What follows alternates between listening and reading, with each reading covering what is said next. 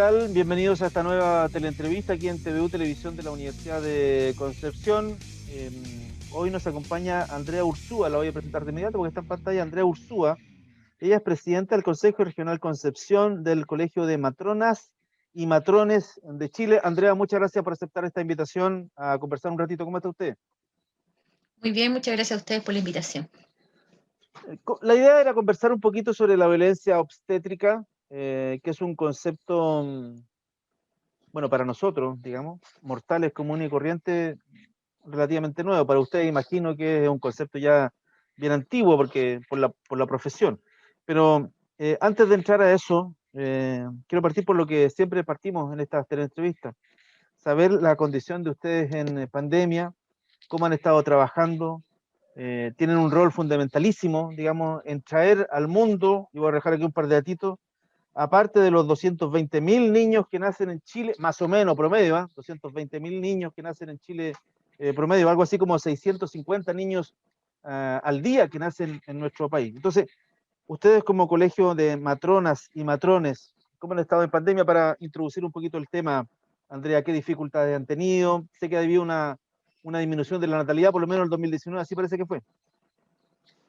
Sí, efectivamente había una baja en el número de nacimientos, pero estos siguen también ocurriendo. Hemos tenido dificultades, sobre todo al principio de la pandemia, que el área de la obstetricia y la ginecología fue un poco invisibilizada. No contábamos con todo el apoyo y los materiales de protección para desempeñarnos. Eso obviamente se fue subsanando al ver que la pandemia era transversal, que acá no habían áreas que estuvieran más expuestas que otras y que la maternidad y la ginecología, la obstetricia y la neonatología no estaban ajenas a presentar casos de COVID, ¿cierto? Así que ha sido un trabajo bastante arduo todo este tiempo. Los colegas y las colegas han estado full trabajando en todas las áreas, en atención primaria, atención cerrada de los hospitales, porque es complejo trabajar con la restricción de la participación familiar, de la participación de las parejas en el tiempo de pandemia, porque es un apoyo fundamental, una figura significativa para la usuaria y ha sido bastante complejo eso. Hasta hace un tiempo, de hecho, no se permitía el ingreso de los padres al parto. Eso ha ido cambiando, ahora se permite. Y estaban discriminadas, entre comillas, las usuarias que eran COVID positivas, que no podían ser acompañadas. Eso Sí, también pero se ha ido subsanando, estamos hablando siempre en pandemia, digamos, porque siempre en pandemia. el tema de la presencia de los padres en el parto, claro, hace decenas de años atrás no estaba considerado, pero después vino todo este tema, digamos, y yo entré a ver el parto de mis hijos, y ahora con la pandemia eso se suspendió, Eso se suspendió, y exacto. ha vuelto a poco, dice usted. Ya ha vuelto de a poco, se han ido, porque nos hemos ido preparando todo, se han ido complementando, ¿cierto?, las medidas de seguridad para las usuarias, para su acompañante significativo y, por supuesto, para el personal de salud que la asiste. Entonces eso se ha ido subsanando y ahora están participando nuevamente. Mm. Sí hay visitas restringidas por razones obvias, porque no podemos ser, ¿cierto?, puerta de entrada libremente de potenciales contagios, pero se ha ido subsanando, de todas maneras. Sí, ustedes, tal vez como, bueno, no sé si pocas o muchas profesiones, eh, no hay posibilidad alguna, digamos, de hacer el teletrabajo. El parto es ahí, digamos, y hay que estar ahí. Es imposible pensarlo de otra manera. Sin embargo, entiendo que hay un proceso, digamos, de acompañamiento en donde que eventualmente sí se podrían hacer algunas cosas con los papás a distancia. Me refiero a la preparación para tener la guagüita y esas cosas. Imagino que ustedes las fueron haciendo también a distancia, ¿no? Sí, eso se hace en atención primaria, básicamente, los talleres de participación. ¿Mm? Recordar que solamente hace muy poco estamos en fase 3, donde se permiten otro tipo de aforos, hasta hace muy poco estábamos en cuarentena absoluta, por lo tanto todo se hacía en forma telemática. También se hacían bastante consultas de tipo telemático. También hubo muchos profesionales de nuestra área que colocaron a disposición, en este caso del Colegio de Matronas y Matrones de Chile, sus teléfonos personales para hacer consultas, cosa de evitar que las usuarias fueran a consultar en forma innecesaria a los sistemas de salud para no exponerse. Sobre todo el año pasado eso fue fundamental, fue muy, muy importante porque para que no estuvieran expuestas a consultas innecesarias, entonces se hacía una asistencia telefónica 24/7, y eso fue a nivel país. Eso estuvo organizado por nuestro colegio. ¿Qué pasaba con las mamitas que eran COVID positivo? Imagino que había algún protocolo especial para esas circunstancias, ¿no? Depende caso a caso, en realidad. Se va evaluando caso a caso si hay compromiso o no, si hay sintomatología o no, porque recordar que en esto las embarazadas no están ajenas, igual que todos los otros usuarios que son COVID positivos, que tenemos usuarios asintomáticos, hay otros que presentan síntomas y hay otros que están complicados. Hay pacientes, por supuesto, puérperas en la UCI, muy complicadas, conectadas a ventilador mecánico, a ECMO, y están con riesgo vital. También hemos tenido puérperas que han fallecido producto de las complicaciones del COVID, ¿ya? Que eso no se hace una estadística Aparte, pública aparte, ¿no? porque aquí, si bien todas las vías son importantes, todas las vías son valiosas, acá tenemos que, y queda una familia, por supuesto, sin una madre, acá tenemos que considerar que queda un recién nacido sin una mamá, queda un recién nacido sin su mayor sustento, que es su madre. Pero se ha dado, Entonces también hay... nosotros no hemos recibido noticias de esa naturaleza, pero se ha dado la circunstancia que una mamita, digamos, embarazada, cae con COVID y finalmente es conectada a ventilador mecánico, ponte tú, y tiene que dar a luz ella sin saber lo que está sucediendo. ¿Eso ha pasado? ¿Y muere finalmente? Ha pasado, no podría decir con certeza de que alguien que se haya conectado, ¿cierto?, a un ventilador y que haya tenido su parto sin estar consciente de eso, ¿Qué podría después ser? se haya fallecido. No, no podría decir esto efectivamente pasó en tal parte, tal ciudad, pero sí efectivamente hay usuarias que han tenido sus partos sin estar conscientes. Hay otras señoras que se ha tenido que hacer un parto de emergencia por las necesidades para poder atenderla producto de la patología del COVID, para estar en posición de prono y usar otros medicamentos, y que sí, y que posteriormente han fallecido. Hay varios casos a nivel país, no es un hecho aislado, en que mamás recién que han tenido su bebé han fallecido producto de las complicaciones del COVID. Y este Sí, embarazo se interrumpe muchas veces en forma prematura, porque no hay posibilidad de que la mamá siga manteniendo el embarazo cuando no tiene capacidad respiratoria, ¿cierto? No puede oxigenar su sangre y todo lo que implica el COVID. sí, de hecho recuerdo un proyecto de ley, lo leí hace poquito, en donde el Senado estaba analizando la posibilidad efectiva de eh, entregar subsidios o bonos, o no recuerdo cuál es la palabra técnica, para los huérfanos de la pandemia. Mira lo que se ha dicho, que han perdido papá y mamá. Sí, Y hay unos casos, me parece que en Chiloé o en Puerto Montt, por ahí cerquita, de niños que perdieron papá y mamá, 3 niños que perdieron papá y mamá con meses de diferencia, un mes de diferencia. con Y un mes de diferencia. y los chicos quedaron ahí, y efectivamente hay un proyecto de ley ahí en el Congreso, que ojalá salga luego, digamos, para entregar los recursos que se necesitan estos niños y puedan subsistir. Vamos al tema que nos convoca a la reunión, esta conversación. Y queremos hablar un poquito de violencia obstétrica. Yo no sé si es un concepto, la idea de la teleentrevista es que se conozca el concepto, digamos, y la gente tome conocimiento y conciencia de este tema. La violencia obstétrica se da en el ámbito de la atención del embarazo, parto y posparto. Y quiero entrar al concepto, eh, no desde lo obvio, que lo obvio sería eventualmente que una paciente, una mamá en embarazo, sufriese violencia en el parto, eh, que es muy obvio decirlo, digamos, sino en hacerle un poquito la diferencia de lo que pasa en Chile versus lo que pasa en otros países. Acá en Chile, en el sistema público, de acuerdo a la información que yo manejo, más o menos la mitad de los partos son por cesárea. La OMS, el año 1985, planteaba que los partos deberían ser no más de 10 a 15% por cesárea, y en Chile, en el sistema público, es casi la mitad, y creo que 46% el último dato que accedí. Y me parece que en el sistema privado de salud es casi el 70% son partos por cesárea, son por cesárea. ¿Qué veo yo detrás? Digamos, este si no es así, digamos, alguna comodidad. Veo alguna comodidad, sobre todo de los equipos profesionales, de los médicos en particular, que facilito, pues se programa la cesárea ya, que nazca el niño el próximo jueves a las 3 de la tarde, que a las 5 estoy fuera. ¿Qué tanto hay de eso? Dígame usted, Andrea. Bueno, acá tenemos varias cosas que analizar.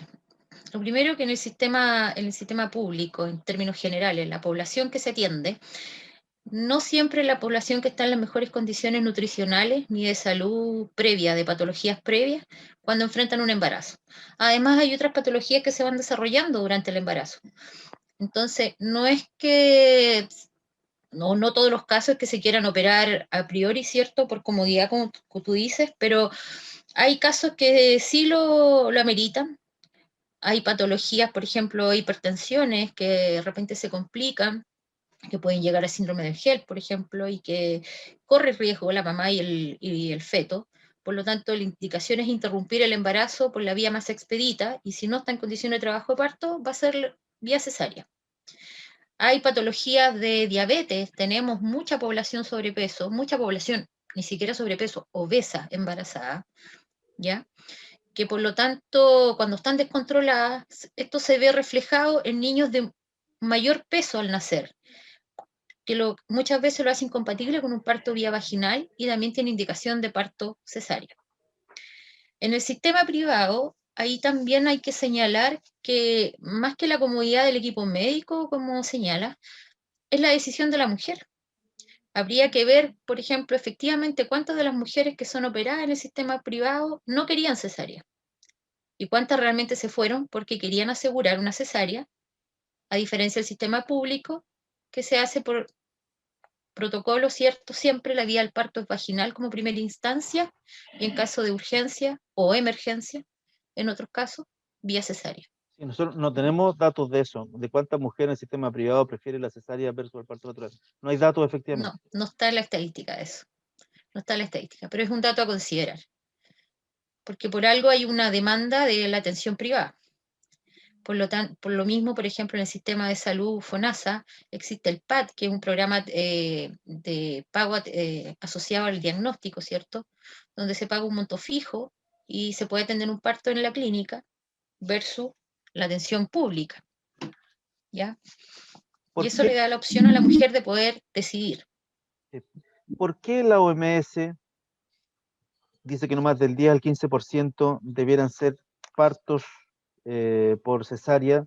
Y por lo tanto, ¿por qué privilegiar el parto natural? Disculpe mi ignorancia, hablo desde la ignorancia misma. Yo deduzco que debe haber algo ahí del ser mujer, del parto, debe haber algo ahí de la medicación, de la sobremedicación eventualmente para el parto con cesárea, no lo sé. ¿Por qué cree usted que la OMS ha hecho esa sentencia?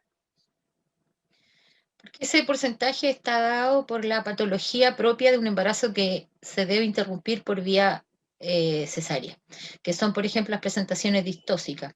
Un feto que no viene de cabeza, para que se entienda, ¿cierto? Entonces viene de nalga, tiene que nacer por parto cesárea. La OMS normalmente apunta a esos casos que en todas partes no se discute que sean resolución por vía cesárea. ¿Ya? Pero ¿qué es lo que pasa? Que la OMS no analiza en general las condiciones propias de cada país. Lo que estoy señalando ahora, no todos los países tienen el porcentaje de obesidad que tiene Chile. No todos los países tienen el porcentaje de estados diabéticos y prediabéticos que conoce la gente, que podemos hablar de insulinoresistencia, intolerancia a la glucosa, que por supuesto afectan el sistema ideal para un embarazo. Las hipertensiones arteriales también. Entonces eso también va afectando, por supuesto, y también se ve afectado el sistema renal y toda una cascada de órganos que se ven afectados. La OMS está hablando en general de usuarias sanas, normales, de un embarazo sin patología. Acá en Chile es muy bajo el porcentaje de usuarias que no tienen ninguna patología. Muy bajo. De hecho, en los hospitales cercanos al hospital base, el hospital regional, se derivan las usuarias con índice de masa corporal mayor de 40 por el riesgo anestésico, ya sea para un eventual parto con analgesia peridural o para una eventual cesárea por una anestesia regional. Y son muchas señoras que son derivadas por ese ítem. Solo por la obesidad. Y si a eso le agregamos la hipertensión, la diabetes, mucho insulino requiriente también, por supuesto no son las condiciones óptimas. Ya, ahí entramos al tema de la violencia obstétrica por el tema más, por el tema que yo entré. Así tomé conocimiento yo de ese tema, digamos, de que había, entiendo yo, deduzco yo, algún abuso en el uso de la técnica de la cesárea por sobre el parto natural. ¿Usted ha dado algunas razones eventualmente para eso que me parece muy atendible, sobre todo el tema particular de que existen muchas mujeres que prefieran el parto por cesárea que el parto natural? Chile es el segundo país de la OCDE con más cesáreas después de Turquía. Aún así, creo yo que tenemos muchísimas más cesáreas de las que eventualmente deberíamos tener por causas naturales. Aunque, insisto, le doy el favor en el tema de que las mujeres pueden pedirla y le doy el favor también de que tenemos una condición de salud en nuestra población cada vez más compleja, ¿ah? Con condiciones de base o con obesidad que ya a esta altura es casi una pandemia. Pero aún así, siguen siendo muchos partos por cesárea, ¿no cree usted? Sí, por supuesto. Por supuesto, siempre se ha tratado de que sea el parto vaginal, por la recuperación que tiene, por el vínculo que puede hacer la mamá con este recién nacido, porque es una mamá que tiene mayor movilidad también. Por supuesto, tiene muchos beneficios en la recuperación, en el tiempo de estadía hospitalaria y en la experiencia, y eso se ha ido trabajando desde nuestro gremio en la atención primaria, se ha ido trabajando con los talleres que muy bien mencionaba anteriormente, y que ahora, claro, en pandemia no se pueden hacer presenciales, pero igual se ha intentado, ¿cierto?, hacerlo en forma telemática y las usuarias asisten también a esto. Obviamente no es lo mismo que estar presencial, claramente, pero se sigue haciendo el esfuerzo y se sigue concientizando a la usuaria y explicando y enseñando, educando la importancia y los beneficios de un parto vaginal. Cuando hablamos de violencia obstétrica, también hablamos de otras cosas. Yo leí un par de cosas sobre la sobremedicación en el parto. Leí un par de cosas relacionadas a la acción del parto en sí misma, a la eventual incomunicación de algunas mamás que no se les explica bien lo que está sucediendo, que no saben bien lo que pasa. El tema de la violencia obstétrica en el más amplio espectro de la palabra para ustedes como colegio de matronas y matrones es un tema. Por supuesto que sí. Me refiero, cuando le pregunto eso, me refiero a que lo toman como una temática, lo abordan y eventualmente buscan la manera de ir solucionando los problemas que han sido denunciados, digamos. Por supuesto que sí. Uno de los, por ejemplo, en violencia obstétrica, una de las primeras cosas que se ha tratado de trabajar, ¿cierto?, está relacionado con el parto respetado, que apunta a esto que estás mencionando. No sobremedicar, no hacer cosas de rutina, procedimientos de rutina, si no están debidamente justificados, y conversar con la usuaria, ¿cierto?, explicar los procesos por los que se está pasando. Y de hecho, en eso, el Colegio de Matronas y Matrones fue pionero cuando, como en el año 2011, ¿cierto?, hizo el primer congreso de parto respetado acá en el país, donde trajo a la eminencia mundial en el tema, que es Michel Oden. Para el colegio siempre ha sido tema esto, Eso porque fue en su lectivo? siempre lo que busca es la... Eh, Me creo parece que que, sí. me parece que No, sí, no lo podría asegurar en pero realidad. me parece que sí, porque yo fui para allá a reportear Porque ese es que tema. sí, es que él estuvo también invitado por la Universidad de Concepción, Mm. ahí simultáneo. Entonces creo que fue en la misma avenida, pero no en el mismo congreso. O sea, no en la misma actividad. Fue la misma visita de la Chile, donde estuvo por el colegio y estuvo por la Universidad de Concepción también por el Departamento de Obstetricia y Puericultura. Pero más allá de esto, obviamente es un tema para nosotros, donde lo único que queremos es mejorar la atención de la mujer. Y por eso creemos que la violencia obstétrica como término se queda corto. Aquí hay que hablar de la violencia en salud hacia la mujer. Las mujeres somos violentadas de muchas maneras en salud, no solamente con esta situación puntual del parto. Por ejemplo, hay hospitales que son hospitales más pequeños, tipo 2, tipo 3, que las maternidades están siendo cerradas. Entonces, ¿qué es lo que pasa con eso? Que ahí no se atienden partos. ¿Y qué es lo que pasa con eso? Que en el parto que llega en ese momento, la señora tiene que ser trasladada a un hospital base. Nosotros acá, el Hospital Regional de Concepción es el que recibe de toda la provincia de Arauco, por ejemplo. y de los alrededores. Entonces tenemos a señoras que están siendo movilizadas de su lugar de origen, de su domicilio, o sea, lo estás alejando de su familia, de su entorno, de su apoyo cercano, a veces hasta más de 80 kilómetros. Eso también es un tipo de violencia y es bastante grave porque la gente que vive en zonas rurales se hospitaliza a veces un mes antes de la fecha del parto para asegurar que la mujer tenga atención si es que tuviese algún problema de salud, porque no tienen cómo movilizarse. Tenemos postas todavía acá en la zona que trabajan donde van los profesionales de salud cada 15 días, y en otras va una vez al mes, en otras una vez por semana, con suerte. Tenemos usuarias de la isla, tanto de la isla Mocha, la isla Santa María, que tienen que movilizarse antes hacia el continente para poder estar en condiciones cuando se inicie el eventual trabajo de parto. Y no siempre pueden salir acompañadas de toda su familia.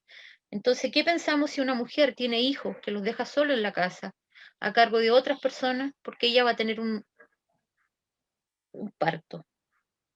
Eso es violento.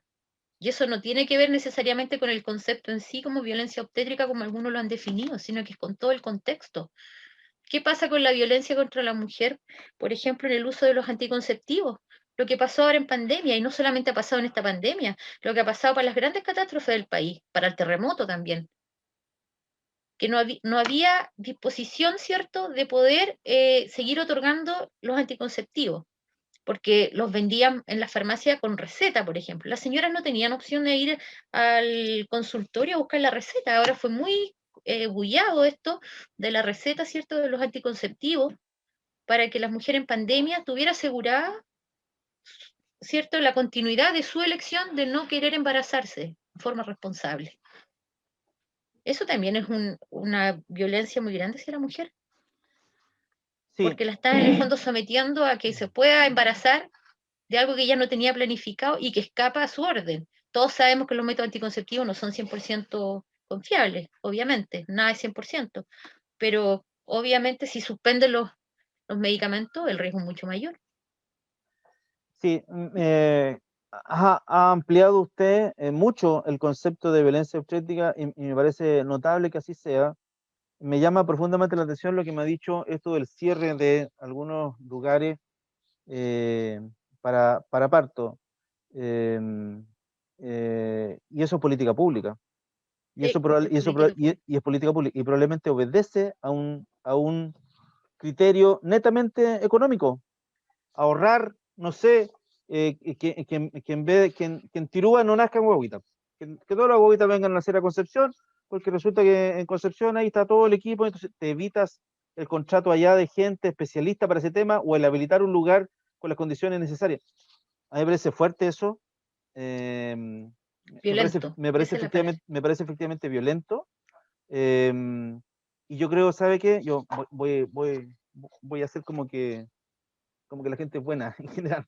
Yo creo que no se dan cuenta.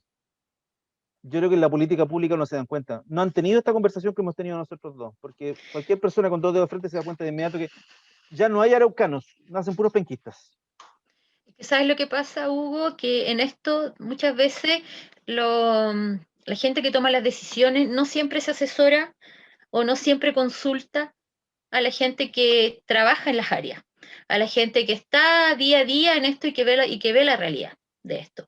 A nosotros como colegio, en alguna oportunidad, nos invitaron al Congreso, ¿cierto?, por alguna de las leyes, pero, por ejemplo, esto mismo del parto respetado, hoy por hoy el colegio no está participando porque no ha sido convocado.